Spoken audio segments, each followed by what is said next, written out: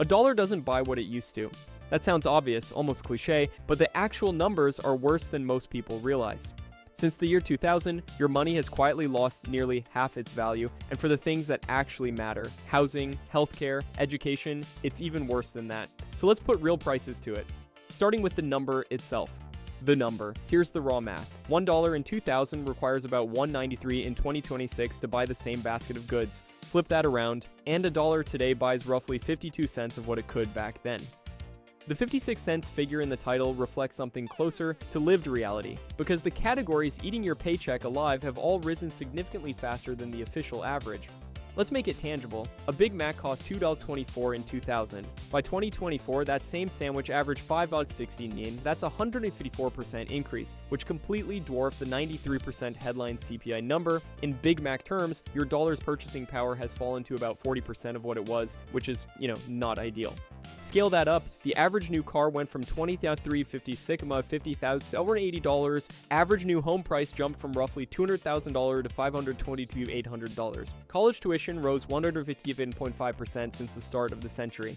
Here's where it gets personal. Your inflation rate isn't the same as the official number. If you're a renter in an expensive city, a parent paying tuition, or someone with a chronic health condition, your effective purchasing power loss is far worse than 50 cents on the dollar. The CPI is an average. Averages hide the people getting crushed at the margins. The number on your bank account hasn't changed. But what that number can do for you has been quietly collapsing for 25 years. How money loses value? Inflation isn't complicated. It's supply and demand, applied to money itself.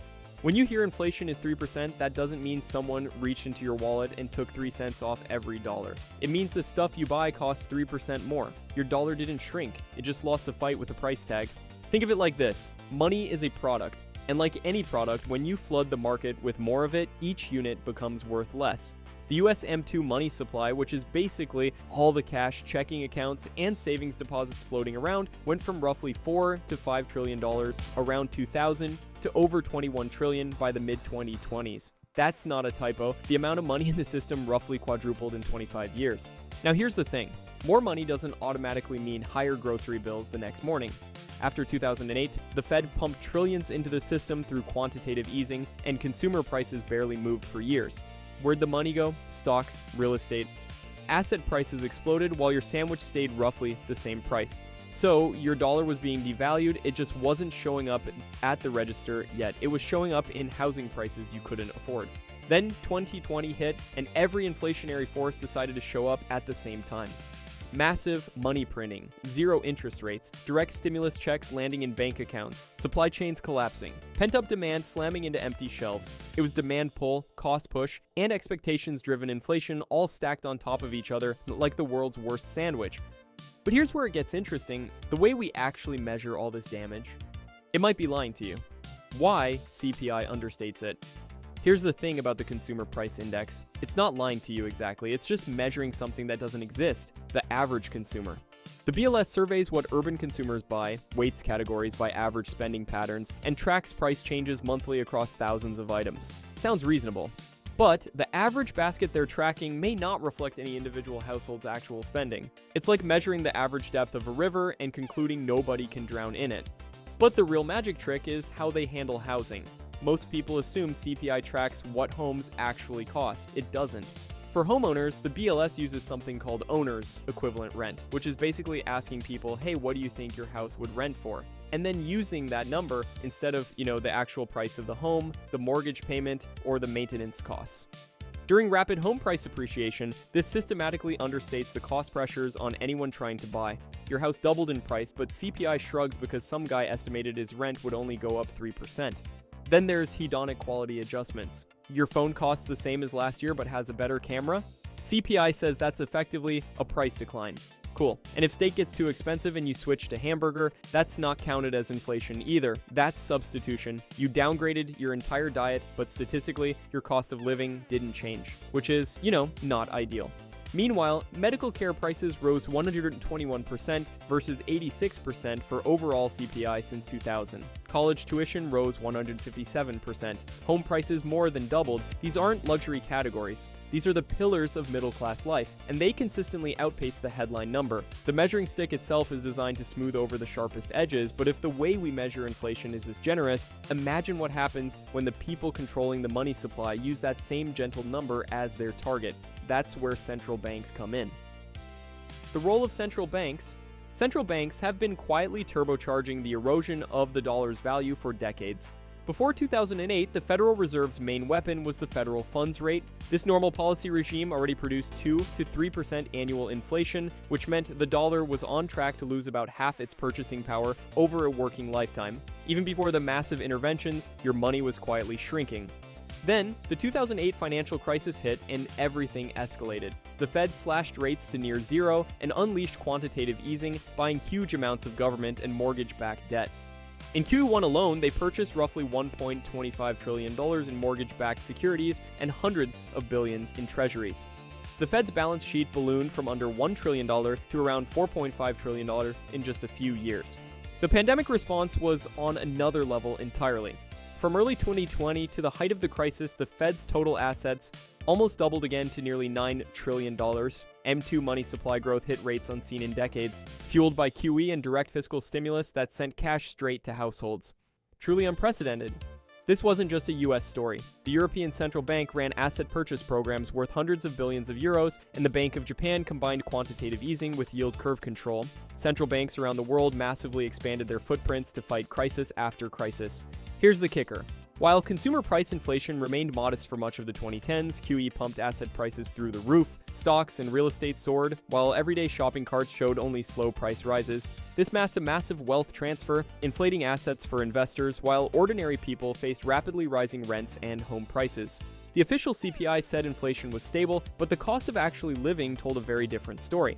But if you think this sounds bad, just wait until you hear about the compounding effect of inflation over time. The compounding effect. Here's where the math stops being abstract and starts being personal. Because 2 or 3% inflation sounds like nothing, it sounds manageable. But it's a slow-motion catastrophe disguised as a mild inconvenience, and the reason nobody panics is because humans are terrible at understanding exponential growth. We think linearly. If someone tells you prices rise 2% per year, your brain goes, okay, so 20% over a decade. Reasonable guess. Also wrong. Compounding actually produces a 22% increase over 10 years and a 49% increase over 20. At 3%, you're looking at 34% over 10 years and 81% over 20. Your intuition undersells the damage every single time. There's a simple trick called the Rule of 72. Divide 72 by the inflation rate, and that's roughly how many years it takes for prices to double. At 2%, prices double in 36 years. At 3%, just 24 years. That's within a single career. You start working, and by retirement, every dollar you saved on day one buys half of what it used to, which is, not ideal, but here's where it gets truly ugly. If your savings account pays 1% and inflation runs at 3%, your real return is negative 2% per year, your balance goes up, your purchasing power goes down, the number on the screen is a lie. And this isn't theoretical. During the 12 months ending March 2022, the purchasing power of US demand deposits dropped by nearly $1.8 trillion. People's bank accounts looked the same. The money inside them bought dramatically less. Nobody sent a notification, it just happened. Wages aren't saving you either. From March 2021 to March 2022, real average hourly earnings fell 2.7%, even as nominal wages climbed. The compounding works against your income too, not just your savings, but if compounding is the mechanism, the next question is obvious. Who actually benefits from this system, and who gets crushed by it? Who it helps and hurts? Inflation isn't weather, it doesn't just happen to everyone equally, it has winners, it has losers, and the divide between them is not random. Here's the thing. Inflation is basically a wealth transfer machine. It moves money from people who lend to people who borrow. If you took out a fixed-rate mortgage in 2010, you're repaying that loan with dollars worth significantly less than when you borrowed them. Your debt shrinks in real terms while your house appreciates in nominal terms. Meanwhile, the person who bought the bond that funded your mortgage, they're getting paid back in dollars that buy less every single year. They locked in a return, and inflation ate it alive. This is where it gets uncomfortable. Homeowners with fixed-rate mortgages are quietly having their debt inflated away. Renters, they get none of that. Rising costs with zero offsetting asset gains, no equity building, no appreciation, just a landlord raising rent every 12 months because everything costs more now. If you own assets, stocks, real estate, commodities, you're at least partially insulated.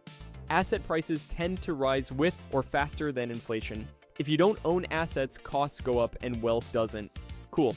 That's also a thing that happened. This creates a generational divide nobody seems eager to fix. Older cohorts who bought homes when a house cost 3 times the median income have seen their net worth explode through pure asset inflation. Younger cohorts face a world where the same milestones required twice the income and twice the luck. The latter got pulled up.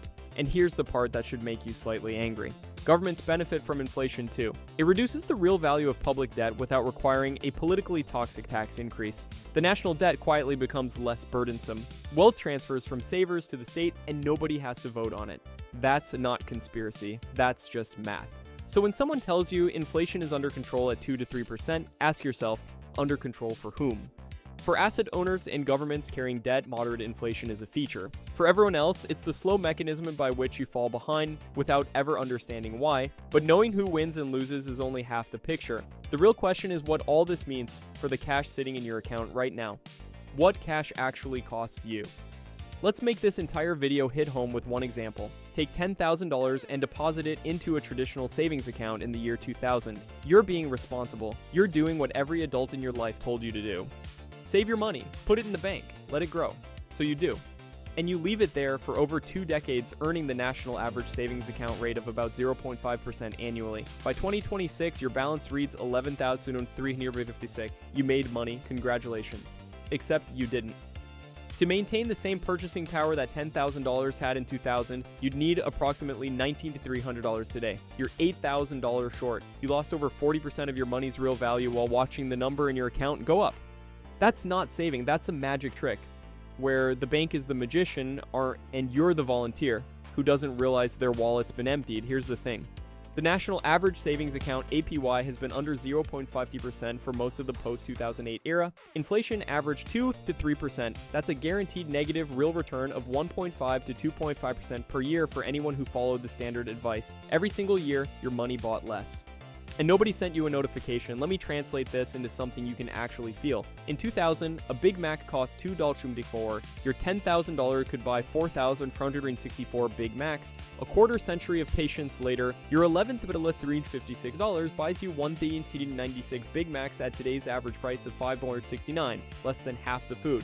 For doing nothing wrong, now do it with rent. In 2000, $10,000 covered roughly 14 to 16 months of rent in many American cities. That same money, grown to $11,356, now covers about 8 months of median national rent. Your savings ability to keep a roof over your head was cut in half while sitting safely in a federally insured account. And that's the uncomfortable realization nobody wants to say out loud. The thing everyone was told was responsible, the thing your parents said, the thing every financial literacy poster in every high school classroom implied, just save your money. That advice isn't wrong, but it's dangerously incomplete. Safe in nominal terms and safe in real terms are entirely different things. Your bank balance didn't shrink. Your bank balance lied to you about what it could do. Yeah, over 20 years, that distinction isn't academic, it's decisive. It's the difference between retiring comfortably and wondering where it all went.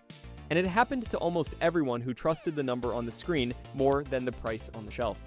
If you enjoyed this video and want to see more, click the video on the screen now.